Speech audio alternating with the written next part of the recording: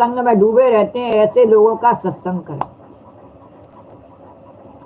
और भगवान की आराधना करें।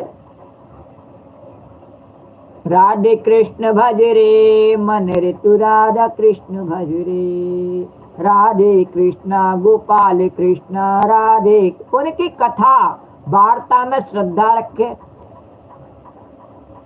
भगवान की कथा और वार्ता को कोई हंसी खेल नहीं समझे, उसमें श्रद्धा रखे कि ये कल्याण की वस्तु है। अगर ये कल्याण की वस्तु नहीं होती, पुराने प्राचीन काल में थोड़े ही समय पहले 50 वर्ष पहले के भारत में ही ये घर में सभी इस भागवत और रामायण का ही प्रवचन करते थे। कोई गीता पढ़ रहा है, कोई रामायण पढ़ रहा है, कोई भागवत पढ़ रहा है।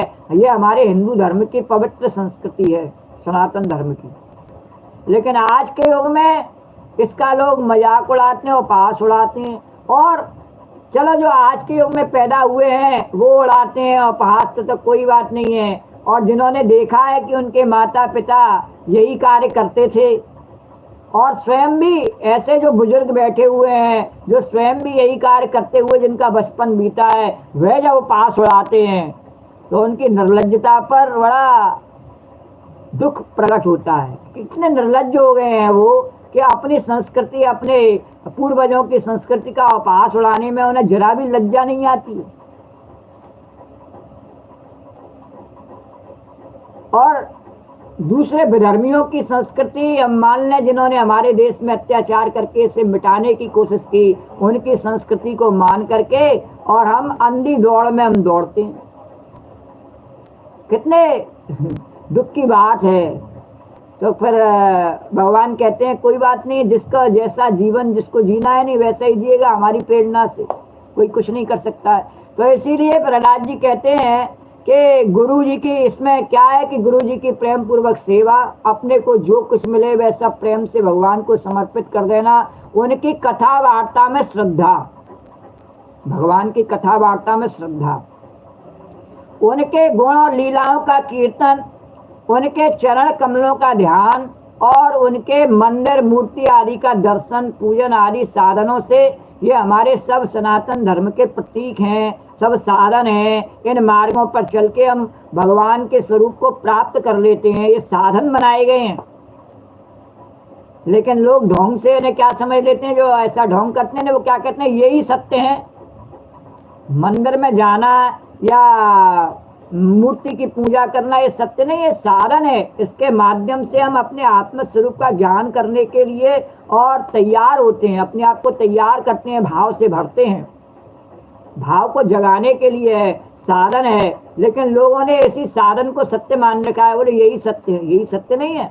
वास्तव में हमारे मन में जो, हृदय में जो भगवान का स्वरूप विराजमान है, उसको जागृत करने के लिए और हम मंदिर जाते हैं, आराधना करते हैं, मूर्ति की सेवा करते हैं, बोलो द्वारकाधीश भगवान की। तो इन्हें दर्शन पूजन आदि इसमें स्पष्ट है, भागवत में आदि साधनों से भगवान का स्वाभाविक प्रेम हो जाता है। और जब हम इन साधनों का प्रयोग करते हैं, भगवान की कथा सुनते हैं, कीर्तन करते हैं, मंदिर में जाते हैं और भगवान की मूर्ति से प्रेम करते हैं, तो इन साधनों से हमारे भीतर का भाव जग जाता है और हमारे भीतर बैठे हुए भगवान से हमें साक्षात्कार हो जाता है। बोलो द्वारकाधीश भगवान की जय। सर्वशक्तिमान भगवान श्री हरि समस्त प्राणियों में विराजमान है। ऐसी भावना से यथाशक्ति सभी प्राणियों की इच्छा पूर्ण करे। सबके भीतर भगवान विराजमान है। जब उसे ज्ञान हो जाता है तो फिर वो क्या करता है कि सबके, फिर मूर्ति की पूजा उसके लिए आवश्यक नहीं है। फिर सब जो जितनी भी संसार में मूर्तियां बनी दिखाई दे रही हैं, सब भगवान की मूर्तियां हैं। तो सभी प्राणियों में भगवान विराजमान है। ऐसी भावना से यथाशक्ति सभी प्राणियों की इच्छा पूर्ण करे। जिसको जैसी सहायता जिसकी कर सके उसकी करे और हृदय से उनका सम्मान करे।